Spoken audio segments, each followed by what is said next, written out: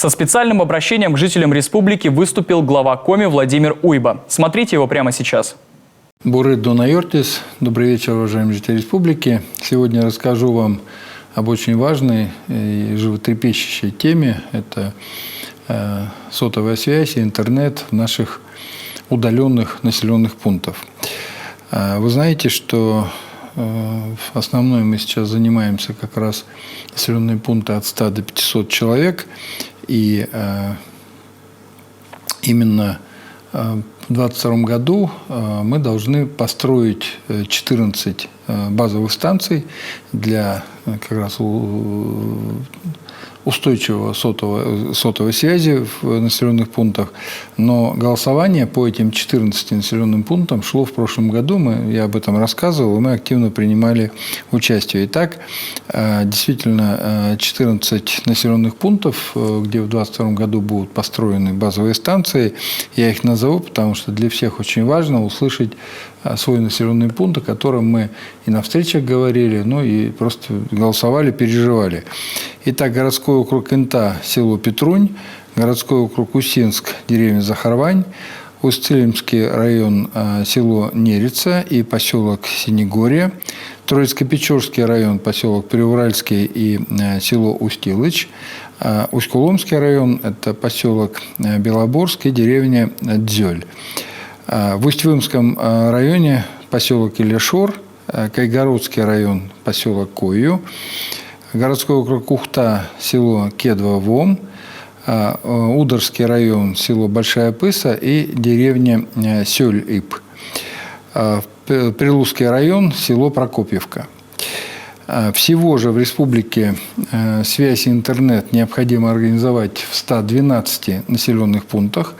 И в рамках федеральной программы устранения цифрового неравенства работы запланированы до 2030 года. Но на всех встречах мы, когда встречаемся и прекрасно понимаем важность наличия в наших малых населенных пунктах и сотовой связи интернета, мы сейчас еще один пытаемся использовать вариант. Это, я тоже буквально вчера рассказывал, это программа социально-экономического развития Республики Коми. Вот она до 2026 года, и сейчас мы туда пытаемся погрузить вот весь этот блок по нашим 112 населенных пунктам, тем, чтобы все-таки до 2026 года, это значительно ближе, цифровое неравенство устранить.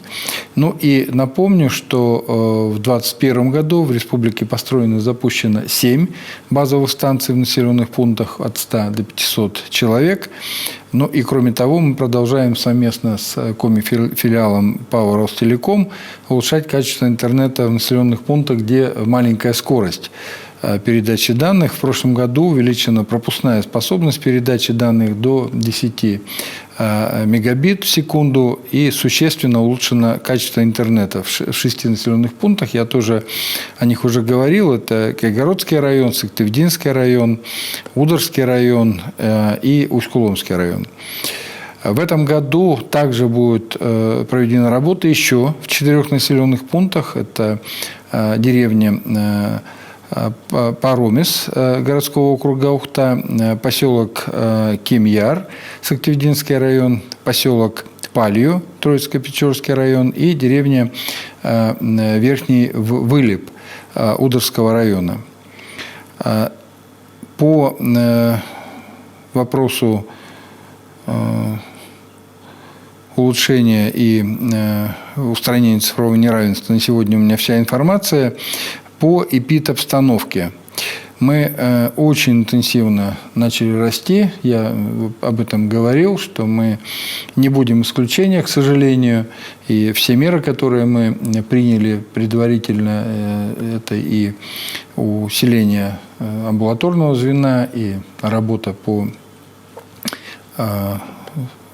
приему вызовов, увеличение количества колл-центров и количества операторов и переведение их на круглосуточный режим работы и так далее, обеспечение СИЗами, медикаментами.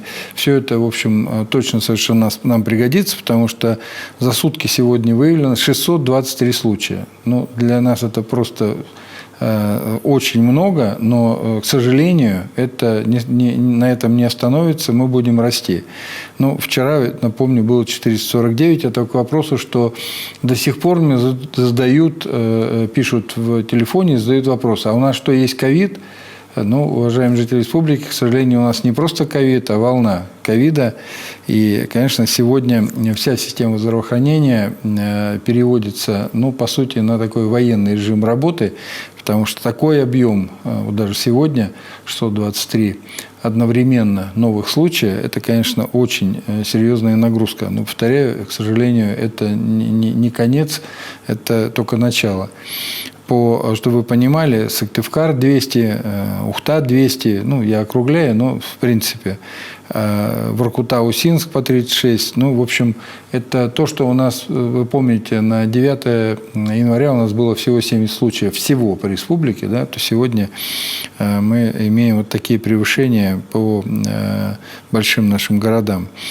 По развернутым койкам хочу сказать, что мы пока не добавляем койки, потому что при таком вот значительном увеличении амбулаторных обращений у нас, конечно, подросли койки. Да? Мы на начало, опять же, месяца января имели уже там и 600 коек занятых. Сегодня у нас 857, вчера было 798. То есть мы по койкам тоже растем. Но пока вот нам 1243 коек развернутых достаточно, поэтому сегодня, наоборот, все силы бросаем именно на поликлинику и на скорую помощь, на их усиление. Вернусь снова к заболевшим, 623 случая, при этом всего вот в этом количестве 19 человек было привитых. То есть 19 человек заболевших, они привитые. При этом у них, в большей части, 12 человек, это амбулаторное лечение, только 7 госпитализированных. Теперь по вакцинации. По вакцинации у нас полностью завершили вакцинацию 400 933 человека. Ревакцинация 70 371 человек. Вакцины у нас более чем достаточно. Но, к сожалению, у нас сегодня 4 человека умершие. При этом, опять же, акцентирую ваше внимание на том, что среди умерших от ковида нет ни одного привитого. Все-таки мы снова и снова возвращаемся к тому, что, конечно, привитой человек защищен как от тяжелого течения заболевания, даже при том, что человек может заболеть, и мы об этом уже не раз говорили, так и от тяжелого летального исхода. Поэтому, уважаемые жители республики, берегите себя и не забывайте, кому подошло время ревакцинации, обязательно ее проводить. Кто еще не вакцинировался, конечно, нужно вакцинироваться. Всего вам самого доброго. Постарайтесь избегать большого количества скопления народа. Ну и если это необходимо, тот же общественный транспорт, мы знаем, что, к сожалению, что часы пик в автобусы на некоторых маршрутах бывают действительно переполнены. Значит, обязательно меры безопасности. Это маска и перчатки. На сегодняшний день вся информация. Всего вам самого доброго. До следующей встречи.